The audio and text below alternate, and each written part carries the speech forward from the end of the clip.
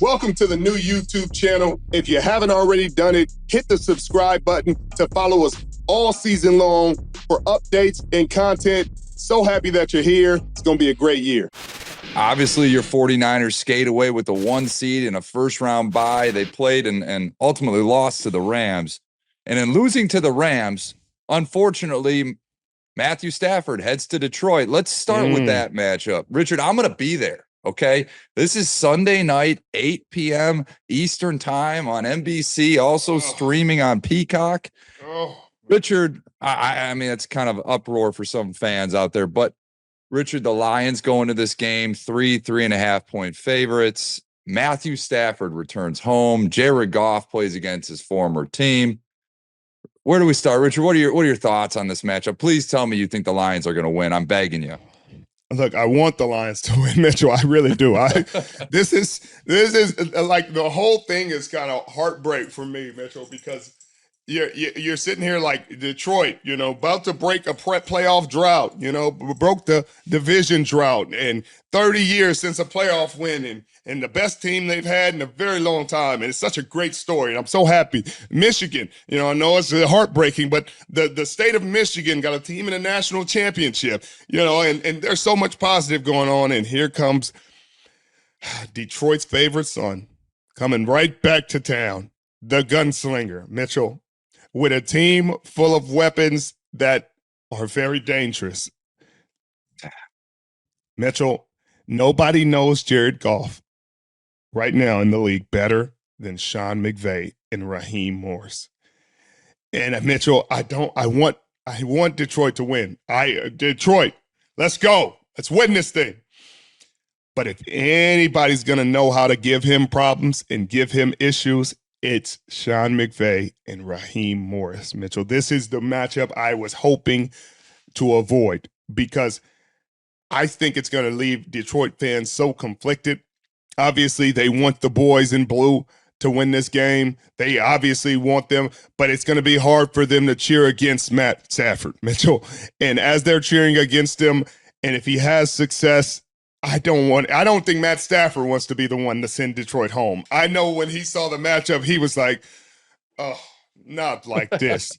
Not like this, because Detroit did not do wrong by Matt Stafford. Hey, I want to go to a contender. I've earned the right to go to a contender. I've done right by you, do right by me, and the team did right by him. And you know who probably feels wronged? Jared Goff, Mitchell. And can Jared Goff answer the call? Can he be the one to say, hey, Sean McVay, you threw me away.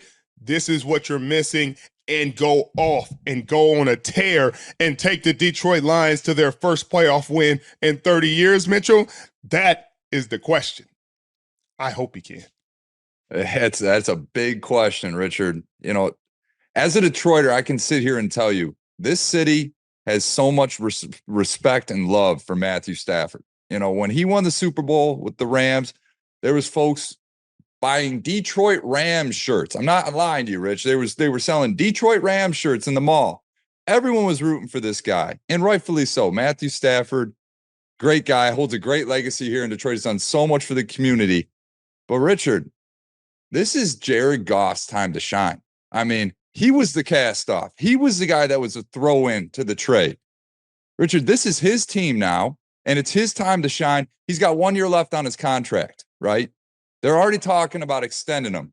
If you want that extension, you got to go win this game. You got to go prove it against your old team. This is now the time to leave your imprint in Detroit sports history forever, because this is something that most people haven't seen in Detroit in a long time, and that's a winning quarterback in the playoffs. This will be a hell of a game, Rich. They're going to have to go into it most likely without Sam Laporta.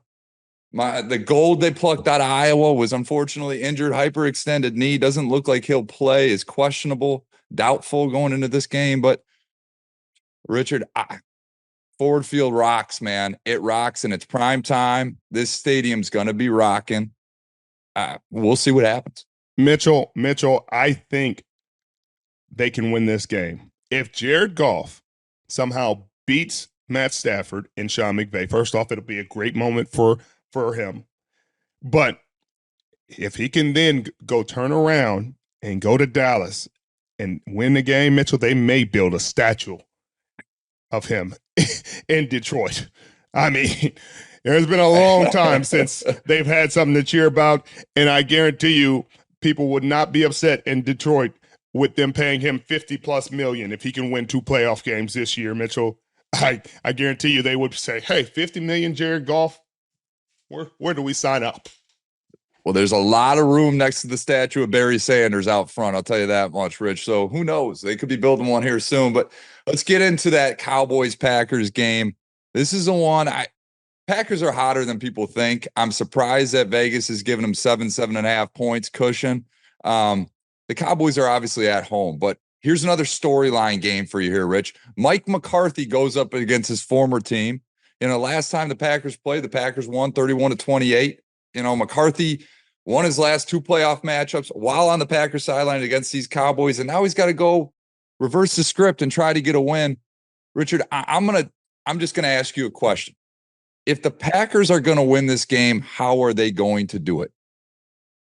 They're going to need to make some stops, Mitchell. That's the concern. They're going to need to make some stops. If they can get some stops, I think they'll be able to move the ball. I think they'll be able to score points. If they can get an early lead, I think that's their only shot at winning this. If they fall behind and have to play catch up, I don't think they catch the Dallas Cowboys. Their defense hasn't shown that kind of power. Rashawn Gary's having a career year. They have playmakers, Preston Smith, Kenny Clark, Quay Walker. They have playmakers on defense. Jair Alexander, is still a really good corner in this league. But I think when you're a young team, underdogs in the playoffs, you got to start fast. And I think they have to almost prove it to themselves that they can do this.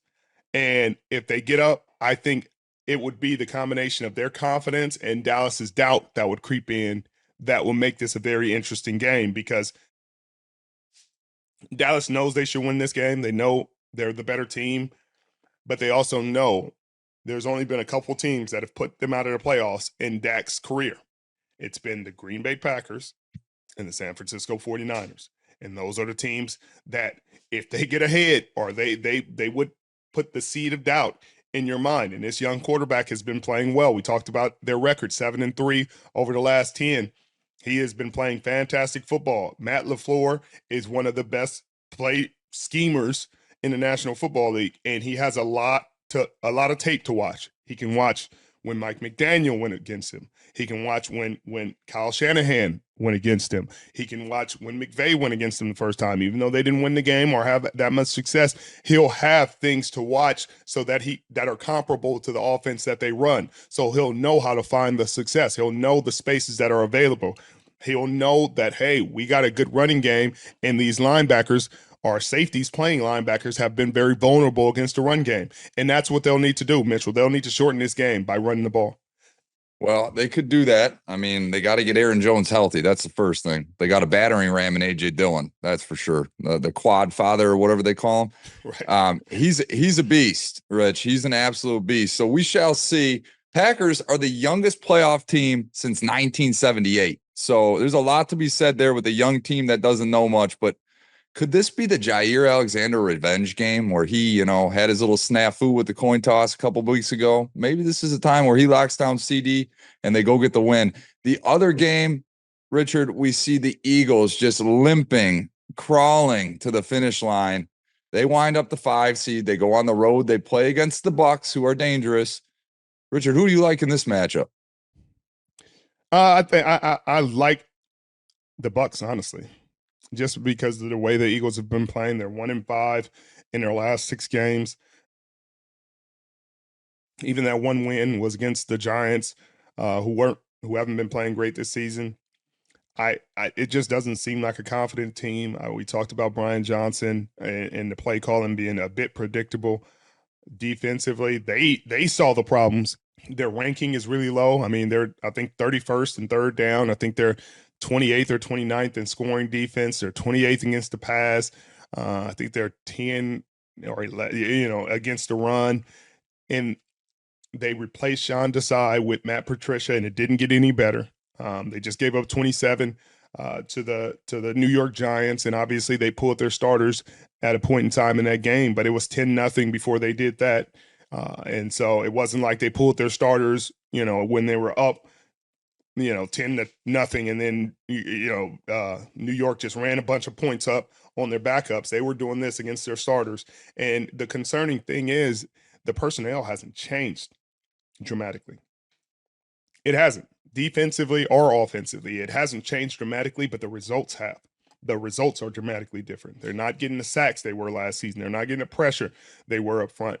And, I know Javon Hargrave is in San Francisco now, but they got Jalen Carter, and he was supposed to be a man-child, a beast. And Jordan Davis is back, and Hassan Reddick's back, and the Brandon Graham and Fletcher Cox are always a problem. But we'll see if they can maybe turn it up and turn it on during the playoffs and make it a game. But I know that Todd Bowles is going to have this team ready. I know he's going to have them hyped up. I know Carlton Davis and Jamel Dean and this defense. Antoine Winfield has had a Pro Bowl season. He didn't get the nod this year for some reason. It was weird, but he's had a great year. And I think it's going to be one of those times. It's going to be one of those years that they can get over this Philadelphia Eagles team with Mike Evans and Chris Godwin.